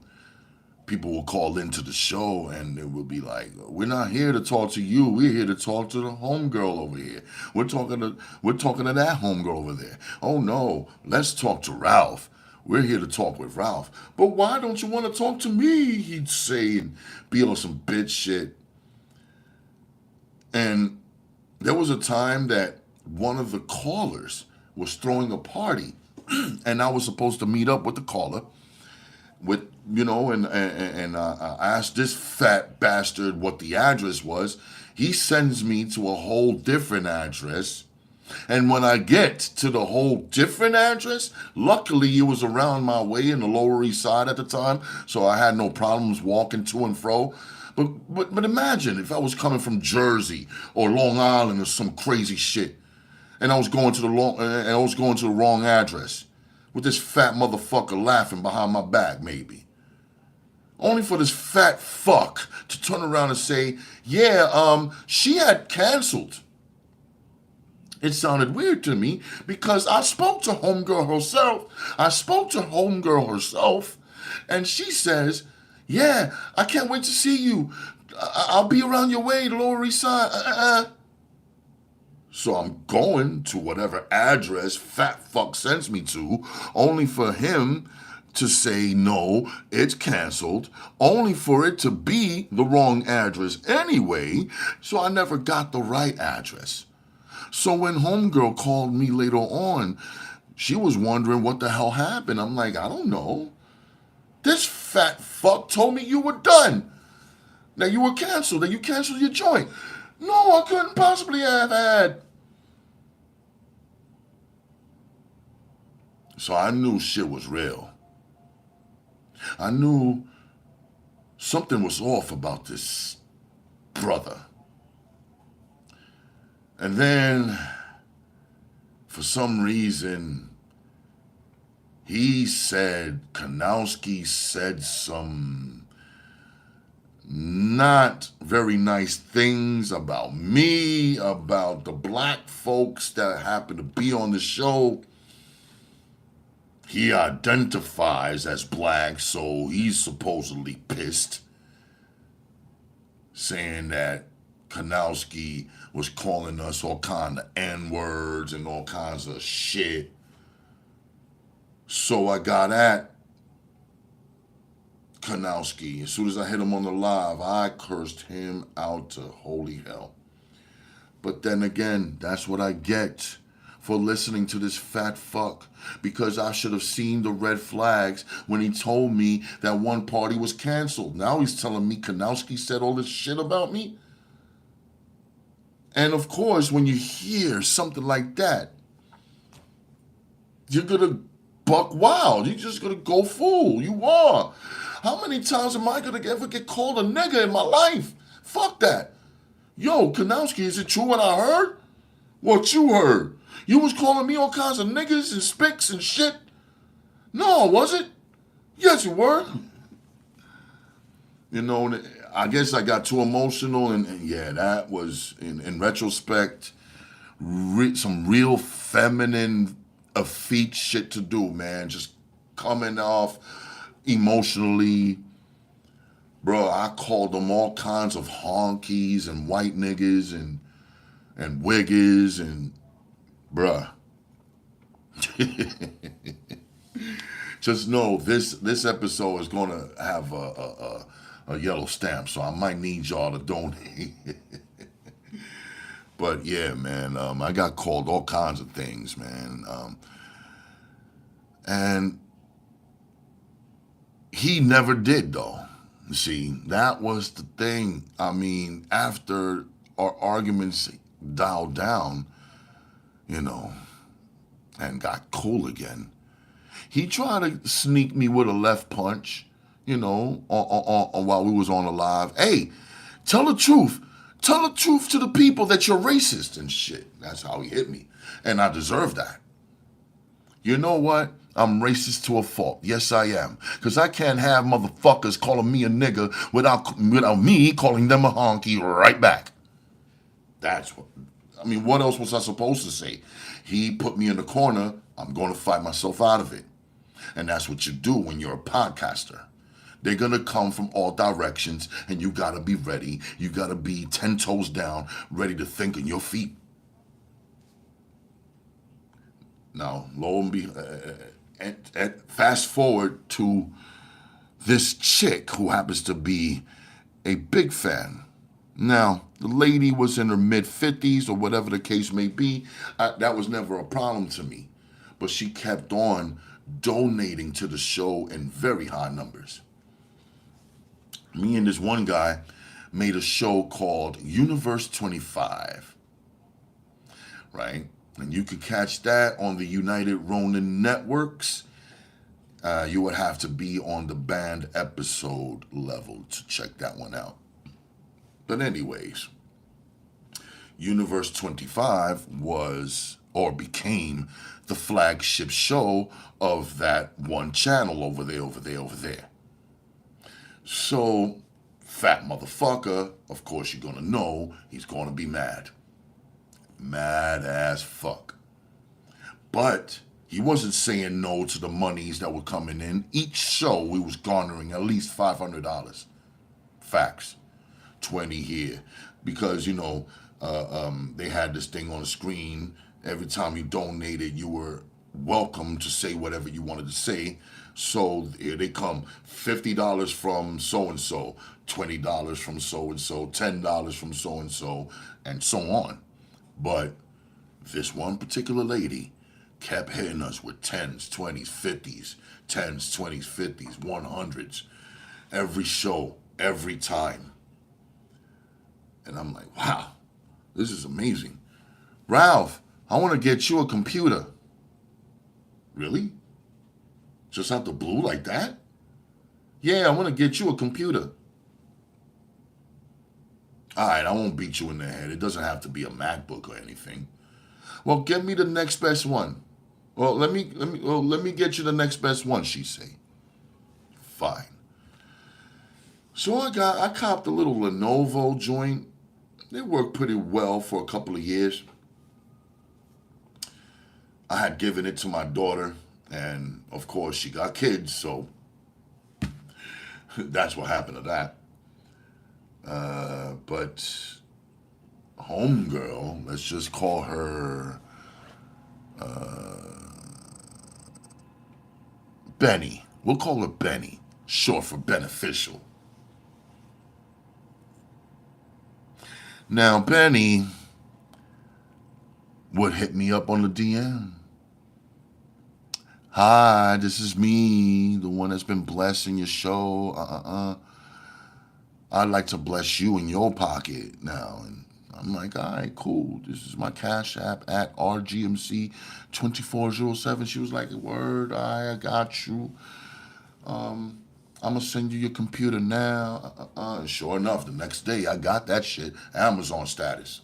Niggas knocked on my door early in the morning too. Like, whoa, that was frighteningly fast. Yeah, it was. But I got me a new computer, and here I am bragging about it all over the morning show on the station. And they're wowing and gasping, and how the hell did you make it happen? I'm like, I didn't need any finesse. I didn't ask her for it. She said she'd offered it, and I took it. That's it. Damn, she need to buy me a computer, fat motherfucker says. Haters gonna hate. Fast forward. She literally fixed up my whole DJ set. Right? That took about a good $1,000-something to do. She kept on hitting, she kept on hitting me. And I kept on taking. Talk about the grass is greener and the carrots, the carrot on a stick trick. Let me tell you something. Right here on these green grounds, there was a whole garden she was offering. How can I say no? So,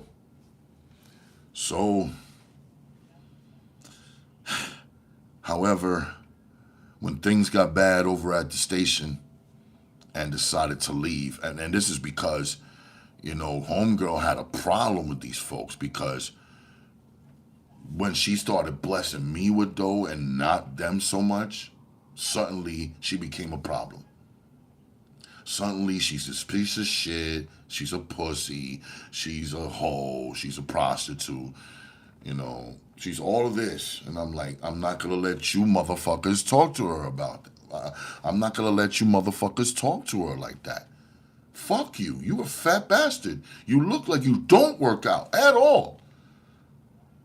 All right? And how could you be racist versus yourself? Because he's from one of those exotic Middle Eastern countries, you know. He racist against himself. Like, how do you do that? Bro, you really don't got no love for me, let alone yourself. So I know you're not gonna have any love for anybody else here. I'm getting the fuck out of here. Fuck you, fuck this station, fuck this channel. I'm out, gone. Peace. Click. You know, because we were all on the conference line, you know, and that's the way you did podcasting back then, in the 2010s, 2018 to be in fact, to be precise.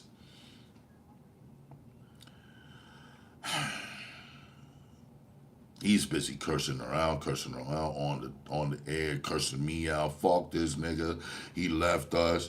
And then you had guys calling me on my phone. Yo, you really left the station? Yes, I really fucking left the station. You know what I'm saying? They're paying me pennies. They see, listen, man, when I see and you see that we're getting hundreds of dollars every time you turn around and we're getting pennies, that's a problem. That's my biggest problem. Fuck the dozens. We could play dozens all fucking day. But when you jerk me around like I'm some punk, I gotta do something about that.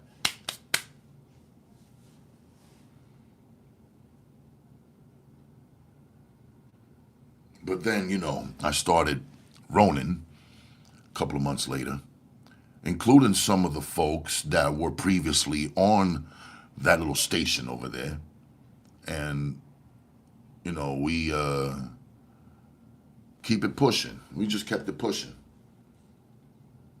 And then everybody else went their separate ways. Like one went with Queen's Flip, the other one had their own thing, and another one left because she wanted to be with her family, and that all valid reasons.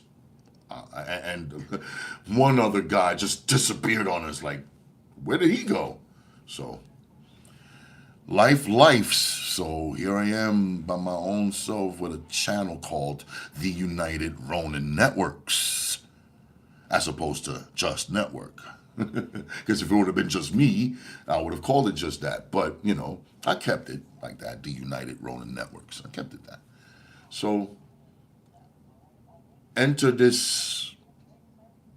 Benny again. Benny, very, very supportive of my new campaign, my new journey. And however, she had problems with the girls in the group. And oh boy. Like, why do you have problems with seemingly every female I come in contact with? It just wouldn't stop. Like, okay, can we do this better than this? I mean, I don't need you chasing my female friends away. Like my female listeners are a very big part of what makes me me, and you chasing that away is not gonna help me. Nothing. Oh, I'm the one you need to. What? No. I don't need you being the only one. And then when I be on my IG lives, right? Like I'm on this one. I'll be on IG and I'll be having like a good 20, 30 tune in. No bullshit. You see that number start to significantly decrease because of her antics. It would not be no longer 30. It would be starting to be 25, 20. Like, oh boy. All right. But then she would like liven it up. Like, look, if I give you $5, would you play me a song? Which was cool. At the time, Instagram didn't give us no shit. We played records. They ain't hit us up for no copyright claims at the time. So I did the little jukebox thing, played records, and whoever might have wanted to hear me play a record, it's fine, $5 or whatever you wanted to contribute. There she was, $5, $5, $5. Sure, no problem. But then she wanted me to play wild shit. And I'm like, look, okay, for tonight, we're going to rock with this, but I don't think I could do this anymore.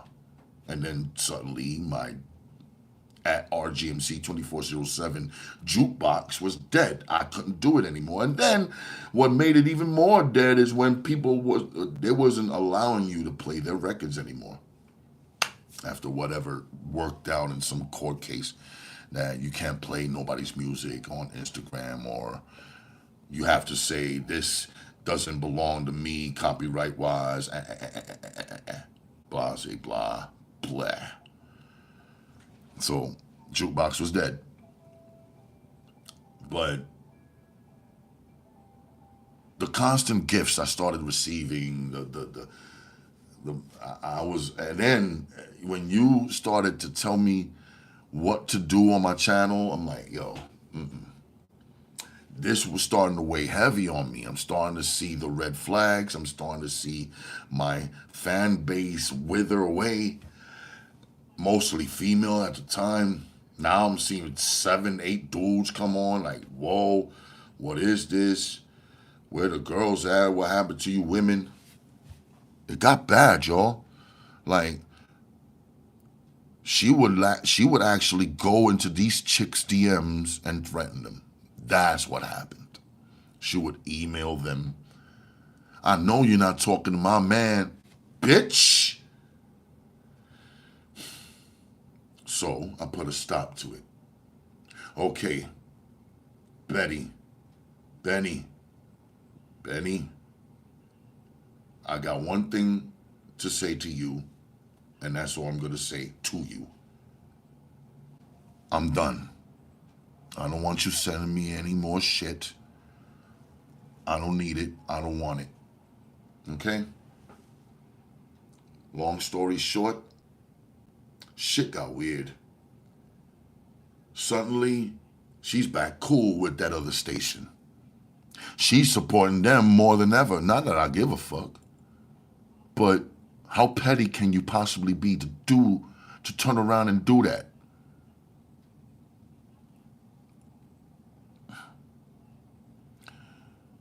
Dude's making fun of it. Now she's playing whatever conversations we had on the phone on their channel. So there was this back and forth about, you better take my voice like this off of your channel, or I'm gonna have a problem and have your shit shut down. And as you might imagine, we made seriously filthy videos towards each other. See, but mine were so graphic, and they were getting 5,000 views. They wasn't getting near 1,000, and I'm getting 5,000. So they start flagging. Okay, motherfuckers, I'll do you one better. So I did a whole live, right? And I took all of their gear, their little shirts and hats, brought them all with me. Took it to the little place I used to go out, work out at across the street by the river. I'm on top of this, I'm at this garbage can with the merch. Throw it all in a garbage can, spray a little liquid in it. They see me pouring liquid of some sort. It's looking like I'm pissing on it, the suggestion of it. Yeah. Throw the empty bottle of lighting fluid down. Y'all going up in flames. I ain't got much to say on this motherfucking live.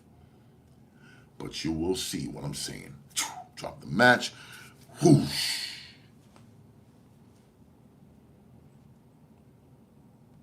Don't you know they flagged that one so much, I didn't even see those videos up anymore. But I'm saying, you started with me, I'm going to finish it. Cocksucker. But then this chick now has her own YouTube channel. If you see me on here, and you hear me talk about Ralph, that's because I have to. Ralph done me dirty. Ralph did me for this. Ralph owes me about $5,000. I owe you about $5,000. Now I owe you $5,000. I think you better take me to court. You better do something about that. So I don't recall you giving me anything that I owe you for. These are all, well, I got the receipts, bitch. That's her shit. Bitch, bitch, bitch, bitch, bitch, bitch. Shut the fuck up. Whore, slut, cunt. You probably eat pussy. Shut the fuck up. Yeah. She was really into it, man. And, she would literally pump her channel up with fake viewers. It was crazy. Would literally tag people to check out a channel. Oh, Ralph Anthony Garcia, he threatened me again. They will hit up my channel. Yo, you threatening that young lady? No, I'm not, bruh. Trust me, I'm not. I want nothing to do with that chick. Well, why you keep threatening her, though, Zoe? Listen, Zoe, I ain't got no problems with anybody, and I don't want one, okay? You gonna keep defending that stupid bitch? You go right ahead. But you don't know her, and neither did I, really. I've never seen her face, never will I see her face, and neither would you. So you go ahead and crash out for a stupid bitch all you want to, but you're gonna only look stupid. Block. Say what I say. Block. That's it. Because I'm not trying to go through this. You got something negative to me? You got something negative to say to me? All right, I'm going to have something to say to you, and then block. Fuck you, fuck your family, fuck your existence. Simple as that. So, all of those things being said, y'all, it's like, it's exhausting. I promise you that.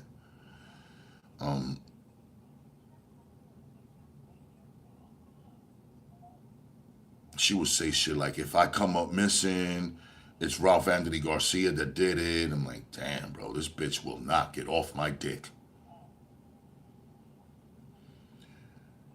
I mean, this motherfucker would literally visit other channels and shit, give them loads of money for them to come after me. They would literally go into my videos and dislike, leaving me fucked up messages on the comments and shit. Like, really sucking my dick badly, making my shit droop. I was not enjoying this cocksuck whatsoever. Emails, DMs, you name it, it just wouldn't stop.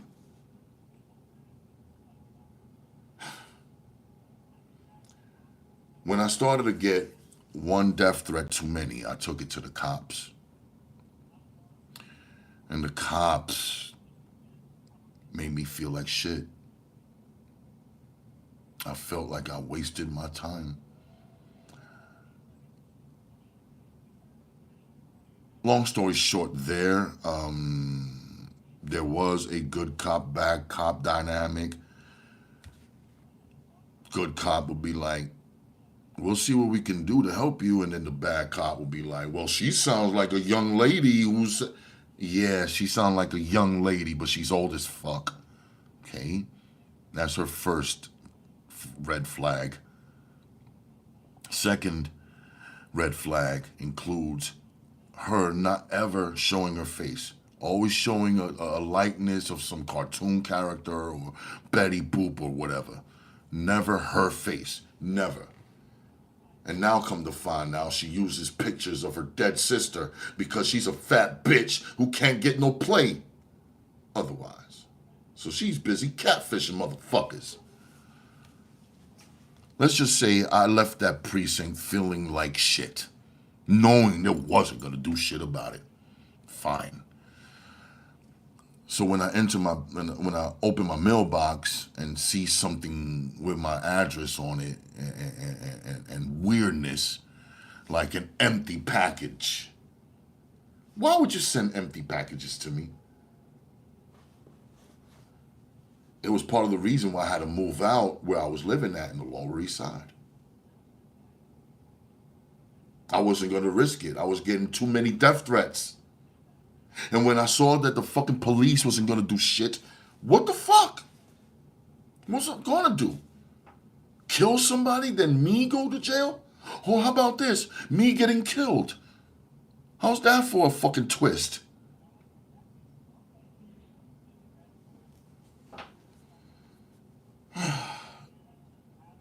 But here we are in the next apartment and started receiving less and less death threats.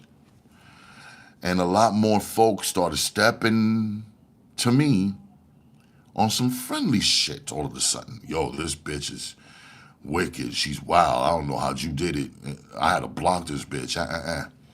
Told you. Started messing with those YouTube streets. Man, oh man, she had all kinds of videos being made about her. Guess that's what she wanted. That's the attention she seeked. That's the attention she seeked.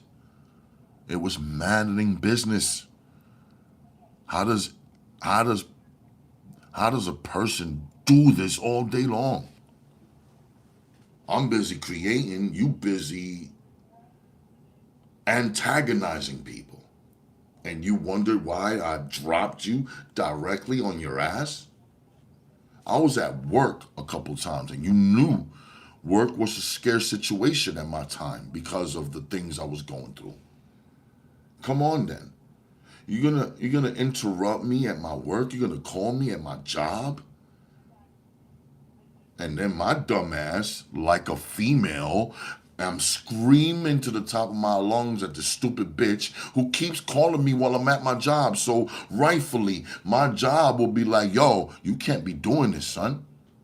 We can't have you here. Subsequently, then get fired. My livelihood was being tarnished behind this bitch. Why would I want anything to do with anybody that causes you so much chaos? All I want to do is create. All you doing is destroying. I want no parts of that. And I want no parts of people who want to destroy their own people. Fuck all of you. So all your fake views and fake subscribers, it's no wonder why your channels are at a standstill at a certain number. Because you keep buying yourself fake views. Now I'm on the come up on organic views. I let them shit sit there for year after year after year. I could have easily bought myself fake views, but I didn't want to ruin my channel's integrity. Like y'all done did y'all shits. On the YouTube streets, I'm the motherfucking New York Library. The New York Public Library. You know the joint on 42nd Street. Goes all around the motherfucking neighborhood in 40 Deuce, right? 42nd, 43rd, 5th Ave, 6th Ave, Bryant Park and all that. That's me. That Brooklyn Library you see over at Grand Army Plaza, that's me. Those are my institutions. Colleges, schools, learning facilities, as they're called these days. That's me. I'm not the fucking crack block. I'm not the trap house. So fuck y'all bullshit and your regurgitated crap that you keep force feeding on us people out here trying to listen to a good podcast for once. Stop biting the next man's shit. Stop telling the same news everybody fucking else is talking about. Come with original shit.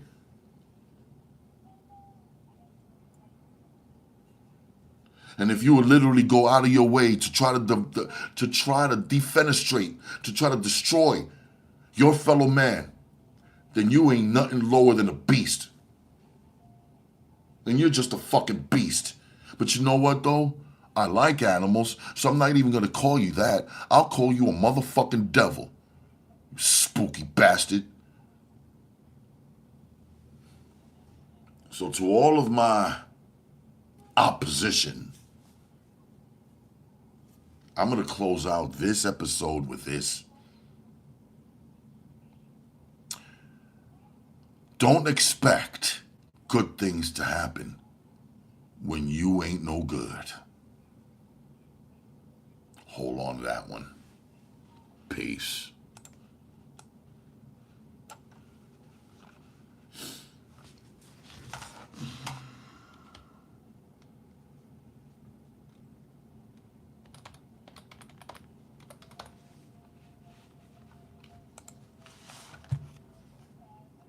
Okay. Closing everything down. It's 4:30 in the morning. And boy, am I happy that you folks are hanging out with me. Mr. Norm, I see you, man. Chicago is in the house. John Doe, I see you. Jane NW, great to catch alive. Gonna be in town soon. Keep keeping on, brother. Thank you, Jane. Fun times with the king, says Lady Rain. Salute to you, boom. Angela Swift, 704, Waylon. I'd like to thank y'all. Dre Smooth coming out.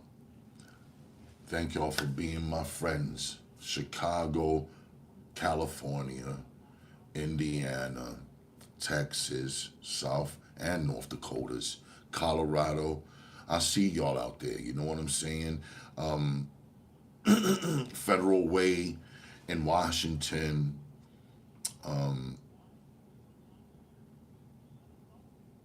Big shout to everybody, man. Checking me out, man. India, Bangladesh. I see y'all out there too. Big shout to Australia, UK,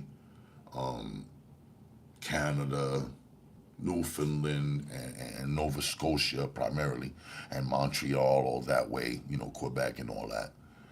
Shout out to all of y'all there. I'm closing it out, y'all.